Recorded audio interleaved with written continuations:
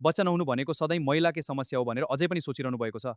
यही सोच आज धेरै दम्पतिहरूको दुःखको मुख्य कारण बनिरहेको छ। नेपालमा अझै पनि धेरै ठाउँमा यस्तो सुनिन्छ, महिलामा समस्या छ त्यसैले बच्चा भएन। तर यो पूर्ण रूपमा गलत धारणा हो। नमस्कार, म डाक्टर प्रकाश। आज हामी यही विषयको बारेमा विस्तारमा कुरा गर्नेछौँ। यो भिडियो अन्त्यसम्म हेर्नुहोस् र यस्तै जानकारीका लागि मलाई फलो गर्नुहोस्। बान्झोपन महिला र पुरुष दुवैमा बराबरी रूपमा हुन सक्छ। विश्व स्वास्थ्य संगठनका अनुसार करिब 40% समस्या महिलामा, 40% समस्या पुरुषमा र 10 देखि 20% दुवैमा वा कारण नै पत्ता नलाग्ने हुन्छ।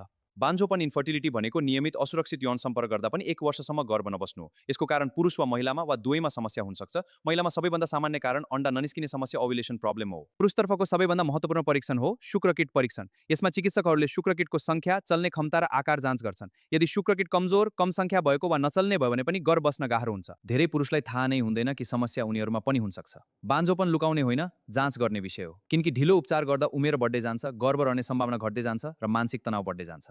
साँचो कुरा के हो भने बान्झोपन कुनै एक व्यक्तिको होइन, दम्पति दुवैको विषय हो। यदि 1 वर्षसम्म नियमित प्रयास गर्दा पनि गर्भ बसेन भने दुवैजनाले परीक्षण गर्नुपर्छ, लाज मान्नु हुँदैन र समयमै चिकित्सकलाई देखाउनुपर्छ। त्यसैले दोष महिलामै हुन्छ भन्ने कुरालाई मेडिकल साइन्सले पूर्ण रूपमा अस्वीकार गर्छ।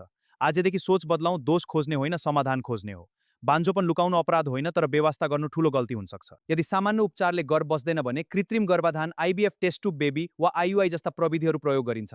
बच्चा नहुनु सधैँ महिलाको समस्या होइन, मेडिकल साइन्सको कुरा सुन्नुहोस्, समाजको होइन।